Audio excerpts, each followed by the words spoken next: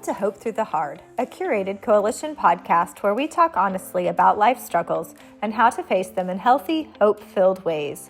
In 2 Corinthians 4, Paul says, "We are hard-pressed on every side, but not crushed, perplexed, but not in despair, persecuted, but not abandoned, struck down, but not destroyed." That's the purpose of this space. Real conversations about the hard things in life and the hope that carries us through.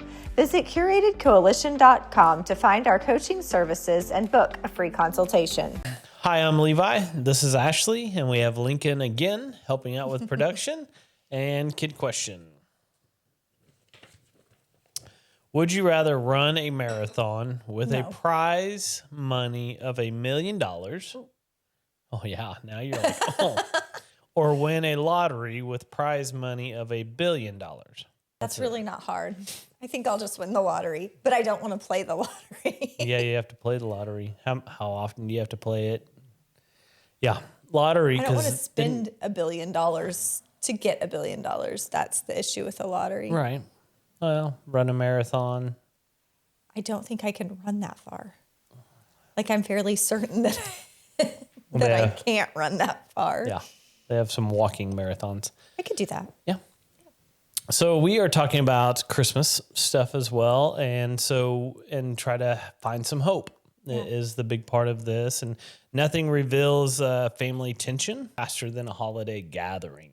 It's true. Why? Because expectation levels, boundaries are blurred, and then everything has to be perfect and the patterns show up with the dessert, right? Yeah. Bad patterns, old patterns. Yeah, for sure.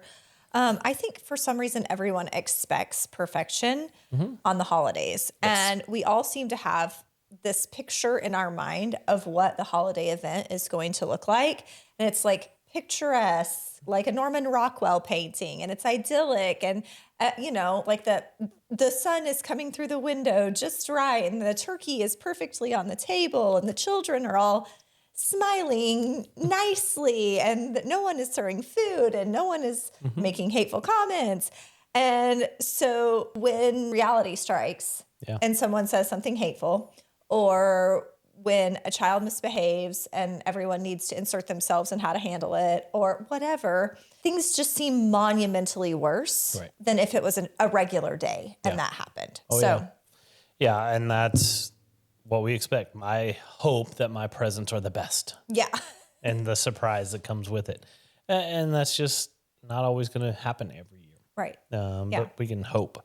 So some of the things we kind of want to walk through in this episode, and there's multiple steps. And so the pressure cooker of the holidays is kind of your first point that you have on this.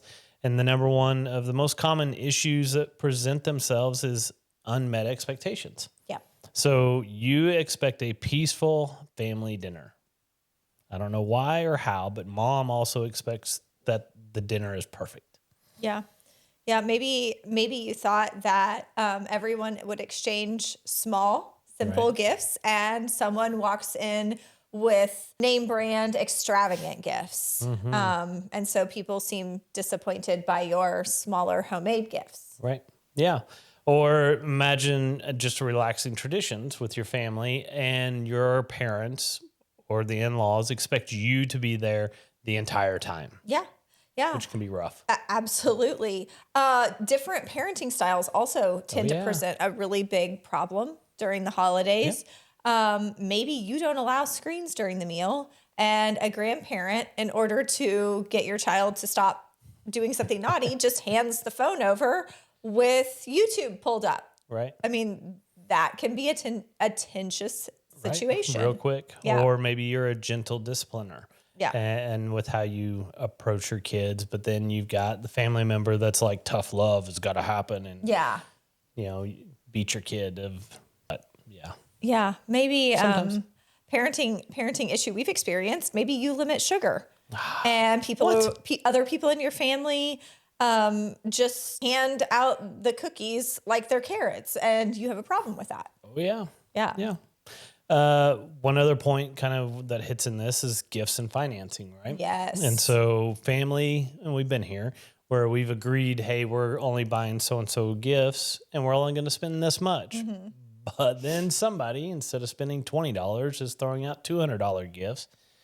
Yeah. That's a problem. That ends up being a mess. Yeah, someone feels guilty or it's pressure on you to live up to that expectation. Right. I got to run to the store and buy some more gifts. Yeah, I know. So I'm a practical person. I like to give practical gifts. I like to give clothes and things like that. So if you prefer practical gifts and you have a relative who likes to buy expensive, noisy, obnoxious, like frivolous gifts for your kids, that can create tension. No. Yeah. Yeah. Yeah. Socks and underwear. That's what I get. The boys actually showed me the other day a website with a gift that they want to get, and I'm like, he is not going to like that. He is not going to like it. Yeah. Sometimes what's expected with some of that gifts of couples splitting the costs and saying, here's what we're going to do, and budget that's a huge part of what could help eliminate a lot of stress. But yeah, another common thing is which side of the family to visit. Ooh. Maybe your spouse expects every Christmas to be with them, but you want to start building new traditions and do Christmas together with your family. Yeah, and family will guilt trip you. Yeah. For not staying as long. So even though, because we've had it where family trips takes longer to travel to one, so then it's a lot easier to stay at another house maybe than at somebody else's, and so families will guilt you if you're not staying the exact same amount of hours. Or here's my expectation: I want you here for 3 days. Not going to happen. And oftentimes couples try to alternate holidays, but someone else always seems to feel slighted. Yeah. So, oh yeah, always. So the in-law pressure. That's another big tenuous situation. Yes, that can be huge because, and we understand that because traditions of what we've been talking about. Right. We talked about it last week. Yeah. We want to have traditions and continue that over. And what we've talked about last episode of how we want our traditions to continue for our kids, but they may want to have new traditions, which is great. And that's fine. But when the in-laws expect you to continue to be at their traditional things and they critique you for not joining into them, that can be a huge thing. Yeah. This is something that I hear a lot about from younger people who are maybe dating or newly married, being left out of family pictures. Ooh. So if your spouse's parents or boyfriend or girlfriend's parents expect just the family and they leave you or your side of the family out, that can be a real slight. Yeah. Yeah. Not for me. Leave me out of the picture. I'm good. Stop. Another thing, if you have the in-laws or people at your home, critiques happen with how clean your house is, what your house looks like, how big it is, the cooking that you're doing, the traditions that you might have can come from whenever, especially if they come to your house for the event. Another big thing that creates tension is politics, religion, and parenting. So maybe a holiday dinner turns tense when someone brings up a recent election or a voting preference. Oh, yeah. Well, and if you're not doing things right in a religious standpoint, and then judgment happens and you should be doing this, and why aren't you at church, or where are you going and what are you doing? Yeah, maybe someone's giving you unsolicited parenting advice. Maybe how you should or shouldn't parent, how you should or shouldn't educate, sports, their mental, like any unsolicited parenting advice makes a situation tenuous. Yep. Yeah. Another spot that can happen at family events, the embarrassing stories of the past. Yeah. Yes, my family likes to do this. So there's a story of me as a little kid that continues to be brought up over and over. That's kind of humiliating because I was a baby. It's not like I could help what took place, but it's brought up every time. Yeah, that's Not cool. Maybe someone jokes about your past mistakes in front of your spouse, your kids. Again, embarrassing or humiliating, unnecessary. Yeah. Going to have to be something that you bring up later and build a boundary around. I mean, Yeah, especially if a family member is starting to share their personal stuff and things you don't want to know. about their health or their relationships or whatever. It's like, nah, no thanks. But Yeah. then you hear it all, and it's Or like, if it's about you, if you've shared something, I mean, like the possibilities are really endless. Another big one, passive aggressive comments. Oh, wow, you look tired. I am. Nothing quite as encouraging as that. Yeah. Or sometimes I'm sure some people don't mind you being late. Yeah, To some different people events. might not mind you being late. Yeah. How about it must be nice to relax while everyone else works? No. No? I mean, passive aggressive comments just needs to stop. Needs to stop. Yeah. Right. So questions that violate boundaries. This is a big one that builds tension. Right. Yeah. So when are you having another baby? When are you getting married? Why haven't you bought a house yet? Oh, are you going to try for a boy or a girl next? As if it's any of your, like you can predict it. Right. Like, Or how much money do you make now? oh, did you gain some weight? Did you lose some weight? Yes, both. Yeah. All of those things can really be tension builders. Right. And then I know that many or most are going to experience a lot of these things, maybe all of it, maybe some of it. And so learning to set some boundaries is helpful to reduce some of the stress, but there's very, very painful in these situations that go. Sure. And Yeah. each one alone leads to stress, anxiety, pain, and sometimes anger can happen as well. So let's look at some things of what's in the Word and what's some ways of setting some boundaries and be able to make it have some hope in what's going to happen. Yeah. So one of the verses that I think is a good one to look at is Romans 12:18. And it says, if possible, so far as it depends on you, live peaceably with all. Other versions, if it is possible, so far as it depends on you, live at peace with everyone. This is often used, I think, in the Christian circles as a way to make someone comply with someone else's wishes. And so I think it's been hard for me in the past because I hear it, but I'm not sure that people are really stopping to think about the semantics of it, to think about what it's really saying. So I want to just it starts with if. Right. It starts with if it is possible. And so Paul here is acknowledging that not everything is in your control. Right. That relationships with other people involve other people. Right. And so not everything is going to be in your control. It might not be possible for you to live at peace with everyone. So people come from different backgrounds, different experiences, different temperaments, different personalities. You see all of that at play during the holidays. Just because you have the same gene pool doesn't mean that you're going to get along with those people, right? And so we are not always going to be holding hands and singing Kumbaya with every single person we meet. It's unrealistic. So as far as it depends on you, that's the next little section. If possible, as far as it depends on you, Paul acknowledges here that not everyone wants to get along. There are some people out there who just like to stir the pot. There are people out there who just want to be antagonistic with their words, with their behavior, with everything. And so some of those people are often our family. And so they already, if you live 18 years with someone in those first formative years, you know exactly which button to push and exactly how to dig in and make that person really frustrated. That happens a lot at family gatherings. So a lot of those people don't mind going nuclear just for a laugh. Like it's funny to them. So next section, live at peace. This says nothing about being in close relationship. And so I think it was very revolutionary for me to consider that living at peace with someone can be done from a distance.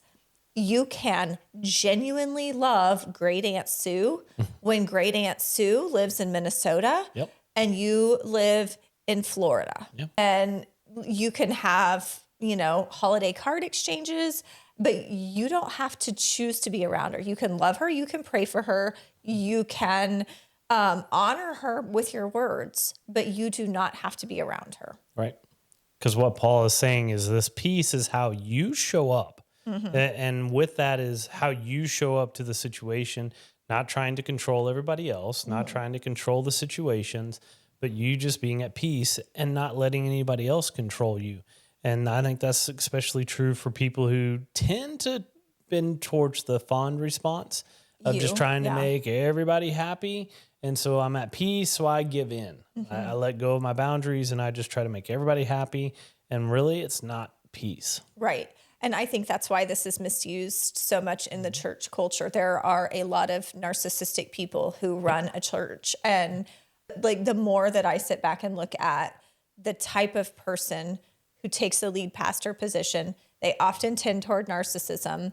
And so it's no wonder that the fawn response gets pushed. Oh, yeah. They want people who are easily subdued and placate the rest of the group. Yep. So Jesus modeled boundaries even with his family. So Mark chapter 3, 31 through 35. And his mother and brothers came, standing outside. They sent to him and called him. And a crowd was sitting around him, and they asked him, "Your mother and brothers are outside seeking you." And he answered them, "Who are my mother and brothers?"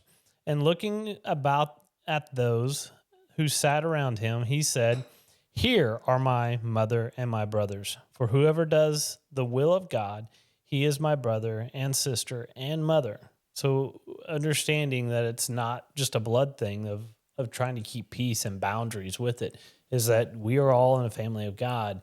And so we all need to get along and have peace. And that might consist of boundaries all the time. Absolutely. Yeah, because God's not a God of chaos or obligation or emotional manipulation, which is what happens in a lot of these situations that we talked about at the very beginning, the things that build tension. God is a God of order. Creation was orderly. The 10 Commandments are given in a very specific order. The instructions that we find in the Old Testament for the temple and the tabernacle are very specific, very ordered. He gives all people free will. He doesn't obligate us to love him or manipulate us into loving him. He allows us the ability to love, serve, and worship him from our own decision. And we can choose to stay in relationship or to turn our back on him. He doesn't force us. Right. And so it's important for us to remember that he waits and he knocks, of course. He wants us, but he waits patiently for us to be ready and to open the door and to invite him in. Yeah. And so it's okay for us to expect our relationships with other people to also be free from chaos and manipulation and, obligation. Yeah, because in the Bible, it says all this as well. Yeah. And Jesus dealt with it as a big part. So in kind of our next point of psychology and theology and why holidays trigger us so much, because there's so many things. They really are so triggering for people. Big time. So old roles resurface, birth order comes back. Who's the oldest, who's the middle, who's the baby. Now you're a grown adult, but suddenly the responsibility is to the oldest. And they're supposed to take care of all the stuff. And then the youngest just gets to kick back and relax. Yeah. And that can be something that can be real triggering of, oh, now I'm an adult. But we show up to these events and we still act like kids. We revert back to our birth order. Yeah. Maybe you've built confidence in your adult life, but when you're around your parents and your siblings, you slip back into your old role of the quiet middle child who doesn't speak up. Right. Oh, yeah. Another triggering thing, the youngest sibling, who's still, even at 30 years old, may still act like a baby, a little kid, because everybody talks to them like that as well sometimes. Yeah. And in some families, I've seen that. And maybe you're the mediator. Maybe you grew up the mediator, and so you're still at 45 mediating your siblings' disagreements. Yeah. I mean, like you were 12. That happens. Yep. to stop the fist fight. Yeah. Yeah. So another part that we like to talk a lot about with our life coaching and stuff is through the nervous systems of helping heal. And so our reactions from our childhood memories, especially, are dangerous if you had trauma. So if you walk through the door and instantly you have tension, or your body is remembering danger before your mind does, that's a trigger that immediately responds that you've got some trauma. Yeah, maybe your parents' tone of voice instantly triggers you and like an old fear response. And you immediately slip into fight, flight, fawn, or freeze. Right. That happens. Oh, yeah. Or your siblings start teasing you. Everybody else sees it's just normal. But in your stomach, it's like, oh, this is my childhood. I remember getting teased over and over. And it just triggers it. Yeah. Yeah. I think that a lot of times holidays are a trauma time capsule, an old smell. Maybe it's like a perfume or the smell of a house, or, maybe you open a closet and it has this particular smell, or just the old environment will activate old survival instincts. So it can be a trauma time capsule. Big time. So pressure to perform or keep the peace. I would give in to the peace all the time. And so act cheerful, even though you're overwhelmed and everybody else is overwhelmed, you just act happy. And that's a trigger response of what you're trying to do. Yeah, maybe you're holding back your opinions in order to not create conflict, even though someone has seriously crossed your boundaries. Yeah. Or if you feel like it's your role that you have to host, you have to cook, you have to clean, you have to make sure everybody's happy and everybody's got their exact plate of what they're wanting and their exact food, then that's just you trying to please them. Yeah. Maybe you carry the emotional weight of making sure that everyone else is okay, even though you're not okay. Yeah. Yeah. So fear of disappointing others. It's huge. It's huge. Yeah. I struggle with this. And so sometimes we'll run into situations of maybe you spend money that you don't have because you're afraid that someone will judge your gift choices. That's happened a lot. Oh, yeah. I've seen, maybe you agree. Credit card debt, big time. Yeah. Maybe you agree to attend every single event, maybe multiple in one day, because you fear rejecting someone. You fear saying no. You're afraid that they're going to feel betrayed by you or something like that. Yeah. Or you might feel disappointed, like you're going to disappoint others if you don't bring the kids to every single event as well and just let them do everything at all of those. If you do multiple and, hey, it's nap time for my kid, I'm breaking the rhythm and the routine, but I don't want to disappoint grandma because she's going to think I'm too strict. Right. We had that a lot. But because Adeline was strong-willed. She was a strong-willed baby. I mean, I'm so glad that she is strong, that she's a strong person. Yep. But trying to get people to understand that, like, this child still needs a routine. She still needs predictability. Oh, yeah. And you have to kind of give us a little space to do that. That's hard. Maybe you hide your new traditions because you're afraid that your family is going to think that you're betraying the old traditions. Right. And they take it personally. Right. Yeah. And you can bring your healing to your family without becoming responsible for everyone else's emotions.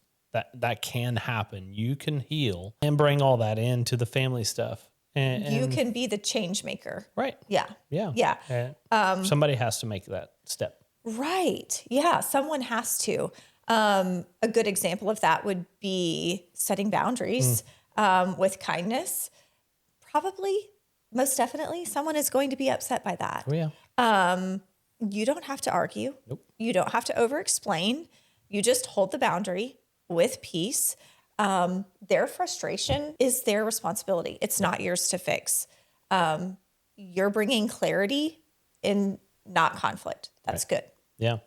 Another thing that you can do is refuse to participate in the gossip and the negativity that's going to happen. And it is. It's going to show up in family events of talking about stories. And you don't have to be involved in that toxic situations. Or you can say a statement of, hey, this doesn't sound loving and nice. This isn't kind. And call out some of that, which then could end up turning into them thinking you're self-righteous and everything else. But that approach that you have to have through this, because we are all trying to heal here's what you're bringing into the situation of this doesn't help anybody. Yeah, you're modeling something new. Yeah.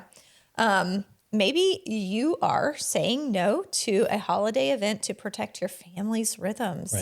Right. That you're choosing rest, connection, and sanity instead of overextending yourself in chaos. That is going to probably bring a guilt trip from someone. Right. Someone is going to give you a call or send you a passive aggressive text message about why aren't you here? You can acknowledge their feelings and still stay firm in that. Right. You can let them know that you've chosen this year to honor God, to honor yourself, to honor your family, that you're not abandoning anyone, that when your capacity frees, you'll be back, right. Whatever. Their disappointment is allowed, but it's not your burden to bear. It's not your cross to carry. Yeah. Another spot to bring into maybe you're choosing a gentler approach to modeling as a parent to your mm-hmm. kids than what you grew up with. And this can be tough because they're going to look at you and say, oh, so you've gotten into these gentle parenting books. And so that's what you're going to do with your kid. And they don't understand. That's what I found with most of these situations of whenever you bring in some healing stuff, they don't understand what's going on or why. Mm-hmm. And sometimes we have to just explain, no, I understand. Here's how you brought me up and this is what you knew, but I'm seeing a different way of how to approach my kid and getting those mm-hmm. feelings with them. Yeah. Yeah. It's hard, mm-hmm. but maybe you need to exit a conversation when your boundaries are crossed. Yes. And you just need to calmly say something like, I'm going to step away from this conversation right now. And they're going to have a reaction. That's okay. Mm-hmm. Don't take it personally. There's nothing wrong with that. You don't have to absorb their anxiety. Right. You just model emotional maturity without responding or negatively reacting and walk away. Yeah. Another spot is maybe you are taking the time to be able to give some space to others to listen, which is great, but you don't have to fix them. Right. And I think that's where, we're family, so we have to help each other. We have to do all this stuff. And sometimes people just need to vent and fill out the stress and just mm-hmm. vent out because we are with family. And sometimes that is the only time we can feel like we can vent those things. But you don't have to feel like you have to fix anybody. Take that as a compliment that they feel safe with you. Right. Yeah. Exactly. Yeah. I think that's interesting. Mm-hmm. Maybe you're walking in a new spiritual maturity that your parents don't understand or your family doesn't understand and they don't follow. Maybe you're choosing forgiveness and gratitude and prayer instead of bitterness. Maybe your family's stuck in that old pattern. That can be hard. You just need to stay faithful to what God is calling you to do. And that's a great time to seek out mentorship and support. Yeah. So to give you some practical tools, because I know one of our videos from the past episodes is like, what are some traditions or what are some things? And so what in this situation are some practical tools to be able to apply this mm-hmm. before you get there? You have to start before you get there. Have a plan and understanding. And so one of the expectations is talking with your spouse is saying, okay, we're going to set an alarm and at this time we're going to leave. Yeah. Yeah. Or have a code word. Right. Like potatoes. Obviously not potatoes. Not potatoes. But we actually have code word with Lincoln. Mm-hmm. When he is somewhere, if he feels uncomfortable, there is a certain thing that he's supposed to say. And that's for both of us. We just know like, oh, the answer to that is yes. We're having that now. Like it's time for me to come get you. So you can have a preset code word with your spouse for family vacations. Yeah. Also super important to align your parenting before you walk in the door. Yeah. Like here is what we are sticking to. Nap time is at this time. Right. It doesn't matter who's holding the baby. This is so we'll support each other. Right. Like that's a really great opportunity for you and your spouse to build trust with each other. Yep. That can be a huge thing for the two of you to feel united and like you can move forward in a positive way. Right. Yeah, discuss gifts and budgets early before start buying. Figure out the pricing of what you're going to give, and here's who all we have to buy for, and figure out financially months before what you need to do. Yeah, practice Practice, practice, practice, practice, practice boundary phrases before you walk in the door. You can't walk in the door having never practiced these phrases and expect them to roll off your tongue. Right. I mean, I like in one of my coaching sessions this week, my client was saying, I've been practicing saying this. If this situation comes up, she's anticipating a situation. She's like, if this situation comes up, I've been practicing saying this, and it flew right off her tongue. Yeah. And I was like, well done. I can tell you've been practicing that. Right. So you might have to practice something like, thank you so much for your concern, but we're really comfortable with our approach. Yep. Or we're just not discussing our finances today. Thanks. Walk away. We're honoring our family rhythm this year. I will miss you, but we're doing that. Just practice the phrases. Love it. Navigate schedule pressure with clarity and not guilt. I think is huge because it reminds ourselves of our boundaries, and we're going to stick to it.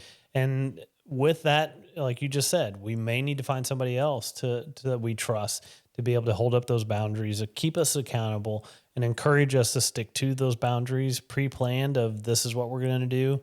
Here's our budget. Here's our time. Here's what we're going to do at these different things, and navigate that without guilt is huge. Yeah. Yeah. Especially for a single person, finding an accountability person to help them with that that would be a great choice. Know your exit plan emotionally and literally, like a physical exit plan, as well as once I feel my like heart, my blood pressure reach this certain point, it's time to go. And so know what that is. And again, like you said earlier, set an alarm.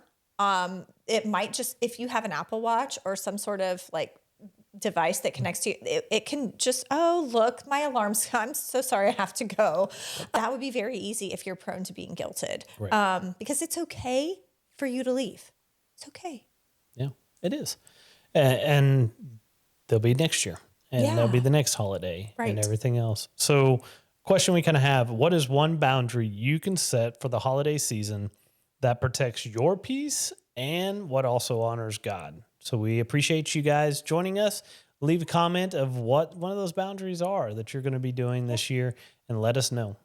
Thanks for joining us for today's conversation. My hope is that you leave here reminded that whatever you're facing, you're not crushed, abandoned, or destroyed.